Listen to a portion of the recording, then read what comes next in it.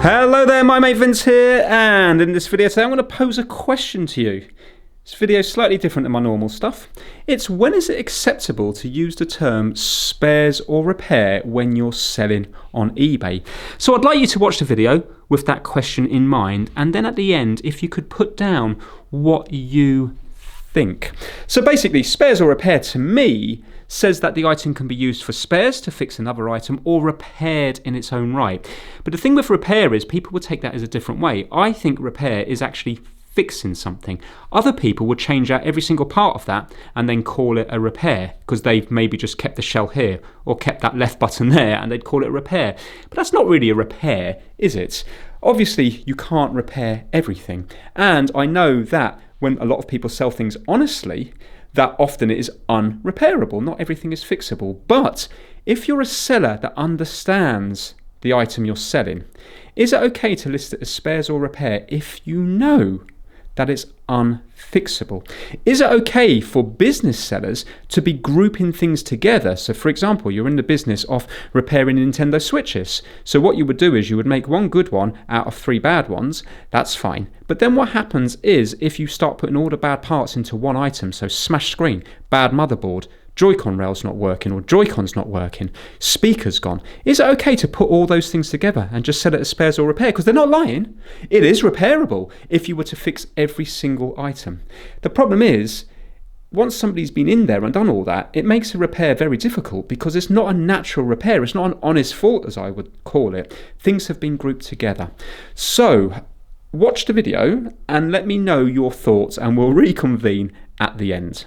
And just before we start, as you're watching this now, it was in real time, meaning that I didn't know the outcome of this one here and this one here. I'd already looked and spent half a day working on this one here. Right, let's start. So in this video today, we're going to try and fix up this Game & Watch. This one is called Parachute. If you look at the back here, it says 1981 and the model number is PR for Parachute 21. It didn't come with a battery cover case here. I've just taken this one from this one that I fixed probably about a year ago now. And I bought a few of them from eBay from the same seller and they are all in a really, really bad condition, but I didn't pay much money for them. But this is interesting. I've just put batteries in this one here, and if I press game A, you can see something's happening on screen here. Let me zoom in because this is really interesting. Bear in mind it's from the same seller. Now, watch. When I press the left button, it moves right. Did you see that? It won't go again, but look, if I hit the right button, it won't go left or it won't go right. So now you might think, well, that's a bit of a fluke. Let the lives just run out. Right, there we go. You ready? Let's do it on game B. I can leave it there all day long and it won't move to the right. So you can see I rescued someone there just by happen to be in the right place. Yeah, so you can see now. Not moving, yeah? Now watch this. Boom. What's that about? I'm hitting left and it's going right. Now you might think, okay, well that's an interesting fault. Obviously polarizer's completely gone as well. But I have just spent hours upon hours on another one here. And this one here is called Octopus. And basically this one was equally bad, corrosion absolutely everywhere. And polarizer gone again, as you can see. And basically, it did the same thing. When you hit the left button, it moved to the right, yet you couldn't go back. You couldn't go back again by hitting right. Look, it goes down when I do this one, down here, but doesn't go back again. You can see he's here. Yeah, and if I was to go all the way, it doesn't make a difference. Even if I get the treasure at the end, I still can't go back. There, look. Yeah, he's still stuck down here. So it's moving to the right when you're hitting the left, which is the same as this one here. Now, to me, that's a really bizarre fault. And I've spent hours on this. I don't know if I'm going to bother releasing a video on it because I literally have to go through hours and hours and hours of footage, and I don't know how interesting it's going to be. But I proved it into the chip. You can see I've been grinding away at the legs on the chip to see if there was a bad bond wire. I soldered wires directly onto the chip, and then I was using it outside by using a ground here, and I was going between the two wires straight on the chip, so it would eliminate everything on the circuit board, and all it ever did was go left and not right. So what's that about? What's the odds of the same seller, the same fault on both of them? So now I'm thinking that this one here will also be a chip fault, but I won't make the mistake of spending 4 or 5 hours on it, because I'm now thinking that the seller knows exactly what they're selling, and they're grouping together a whole load of junk. But they are, to be fair, selling it off cheaply. 20-ish pound for one of these is cheap. This one here, of course, is just a heap of junk, but there doesn't appear to be any bleed on the screen. So maybe the screen alone might be worth that kind of money, and maybe things like the battery contacts and stuff. But anyway, so there we are. That's, for me, a really, really odd one. Press left and it moves right. What's that about? So let's take it apart and see if it goes straight into that chip. If it does, this will be a more interesting video than this one, because I've got a little bit of knowledge on it now. Oh, and sorry, and as well, screws were missing on this one. There was 3 screws on the outside and just 2 or 3 screws on the inside. Let's see if it's the same one on here, because again, I'm wondering whether screws have been taken to fix up a good one. So yeah, very interesting. Okay, so you see PR21 there for the model number. Okay, this has more screws on the inside, which is good. The reason I ground away the other chip is because I thought it might be a bond wire that's broken, and then like the Amiga watch that I did, and then I thought I might be able to resolder or use conductive paint or something. Right, okay, so now we have this here. This is certainly cleaner than the other one. Now I'm going to get some IPA, and I'm just going to take off the zebra connectors. The thing is, I can't quite understand why a chip would cause the wrong input like that, unless somehow it had shorted, because the 2 wires that do the left and right are next to each other on the pins of the chip. So I'm wondering whether it's some weird internal short.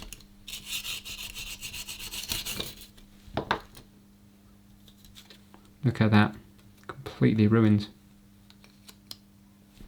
But to be fair, that would be an easy enough fix. I suppose you would spin it over and just put a polarizing film on this side. But I don't think we're going to get to that stage, because I think it's going to be a chip problem. Right, okay, let me show you. This looks exactly the same as the last one, so let me show you what I learnt. Right, so we're on continuity, so you'll be able to hear the beep. So let's zoom right in. So with the button contacts, one side of it will go to a ground. So we know that this one here is the ground of the capacitor. You can hear that it's coming up on this contact. Yeah, so we've got 2 swirls on this contact. Let's just call it a positive and a negative. And then this contact over here. Yeah.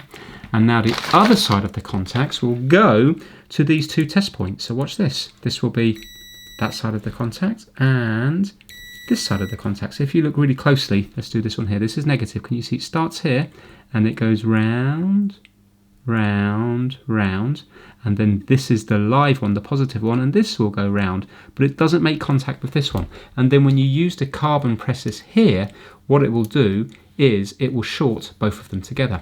And what I did is, when I did my little test out of circuit, I soldered the wires, this one onto the negative here, and then I did 2 other wires. Don't know where they've gone now.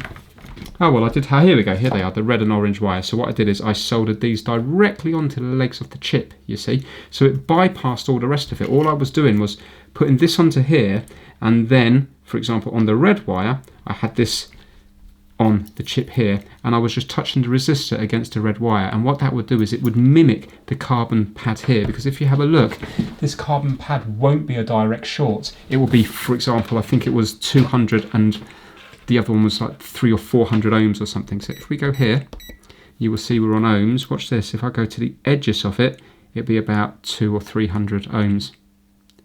There you go, 200 ohms, you see. And if we do the other one, you will see 200 ohms. Let's go a little bit closer. Yeah, well, it's still around about 200 ohms. Yeah, I know this is going to have exactly the same fault. So basically, look, we know that it's not going left and right, and yet if we were to go onto the positive side of it, which is this one here, have a listen, it's going to go right the way in to here, which is then going to go up and it's going to go to this pin here. So it's got the same fault as the other one. And this one will go to here, which will go right the way in here. So you can see we have continuity in here. So if I was to go between here and here, we're going to have a 200 ohm short. If I can measure, let's press this down. Let's get this roughly lined up. So I'm pressing that down and I'm on the test point here and this one here. We should have a 200 ohm short. There you go. Well, 100 ohm short. Yeah. So you can see that we've got contact there. Now let's go here. This is exactly the same fault as the other one. So they're selling stuff that they know is unfixable, I think. There you go. And let's go right the way into the chip. Boom, 60 ohm short, you see. I've also got another game, Popeye, but I can't see what's going on with this one. I'll tell you what, I'm not going to take this one any further because I know that the fault's in the chip because I've already spent hours and hours and hours on this one. And the proof is in the fact that why on earth would I grind down the chip? You can see I've ground it right down until I've got the pins, until I got right to the pins.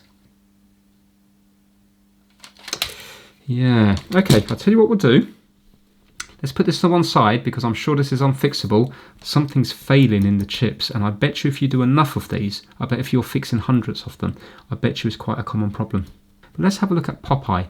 I'm wondering if Popeye is going to have the same fault, and if it does, well then we kind of know 100% what the seller's doing is just putting junk boards together.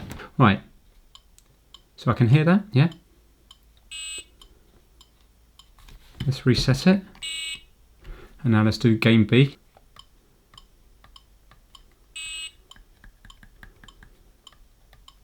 Right, I can't see anything happening because the screen's so bad, but you never know. Maybe this might be something different. So what I'll do is, maybe I can just borrow the polarizers. I don't care if they're a different game. I just want to see what's happening with the person moving around. Also, this has all the screws as well. So this is a PP23, and again, 1981. So all these ones are from 1981. Do you know what? I've got more hope for this one now. Wow, look at that. Ooh, well, that's really broken down, hasn't it? Look at that there. It's disgusting.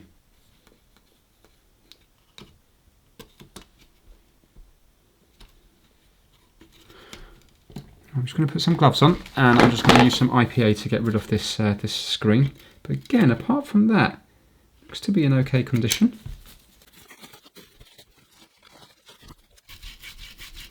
Just using IPA just to try to release the zebra connectors because I don't want to rip them in case I bend them. Right, that's that again. The same kind of burning that's on that one there.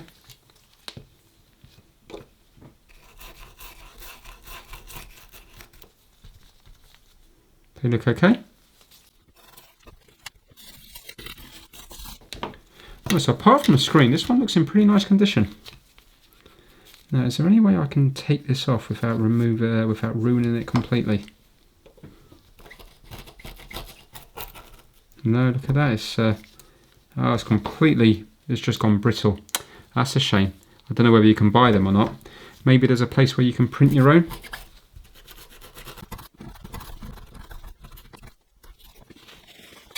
Right, okay, let's put this back together and see what we're going to have, and I'll use the front of this one here. Oh, here we go. Right, we got something. Now,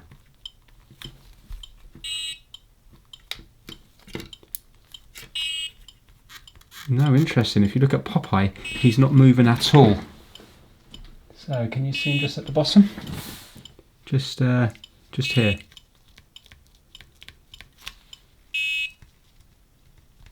Let's try game B. Well, I presume Popeye's supposed to be moving. Yeah, he is. He's supposed to be moving left and right to catch what olive oil is throwing down to him.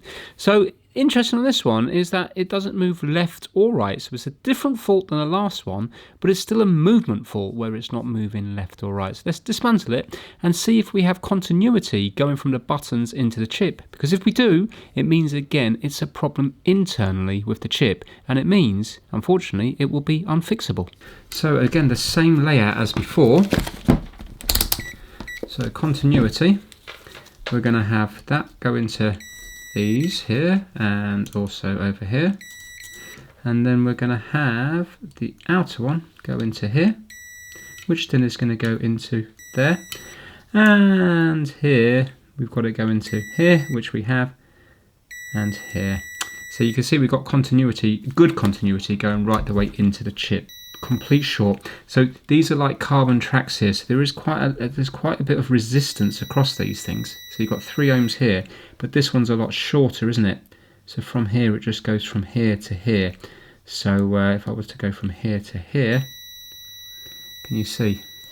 So the one last thing I want to try on this is, just in case those carbon tracks have gone out of spec over the years, and for example, it's given like a 3 ohm across it when really it should only give 1.5 ohms or something like that. I know it's unlikely, but I am going to just solder on both wires directly onto the leg of the chip and also onto the negative of the capacitor. And then I'm going to turn the game on and I'm going to short them directly, not through the resistor, just to see if that makes a difference. So I'll do it with the resistor, which will mimic the carbon pad, and then I'll do it without the resistor, which will be a complete short, just to see if Popeye starts moving. Right, so nothing happens when I hit the red wire with the resistor. Nothing happens when I hit the yellow wire. Now let's not go through the resistor. Start again. Right, that's not moving. And the red wire is not moving. Can you just see Popeye in the middle? He's not doing anything. Nothing.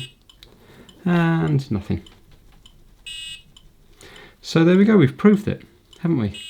So there we have it, a hat trick. Well done, Vince. 3 out of 3 unfixable. What do you reckon? Do you think the seller knew that the fault was on the chip? Or do you think I've just been incredibly unlucky and randomly picked 3 Game & Watches with faulty chips, when you look online, everybody says the problem with the Game & Watches are to do with the polarizer and stuff like that. Very little information about button presses on the chip and the button presses not working. Yeah, so yeah, there we have it. To stick up for the seller, they arrived promptly, they were well packaged, they combined the postage, and they didn't give any misleading information. They basically just didn't give any information. So withholding information rather than giving out lies. Is that okay or is that not okay? Really don't know. I'm honestly interested in your opinion. Is spares and repair absolutely fine if you've tried to fix it and you failed? You might have made things worse. Is it fine to sell it with spares or repair, or should you put it down in the description that you've tried to fix this and you've probably made it worse? I think you should be more honest in the listings, especially when the person, especially if you want long-term business on eBay. I mean, personally, I wouldn't buy from this seller again. I would be interested to see they've got about another 5 or 6 consoles, or 7 maybe, the Game & Watches. I'd be interested. I reckon that all of them have the same fault with the main chip. They've been looked over by a professional, and then they're just deemed as not repairable. So sold for the highest price they can get on eBay. But that's my opinion. I hope you enjoyed the video. Let me know your thoughts, and I will see you all very soon. Thank you so much for watching.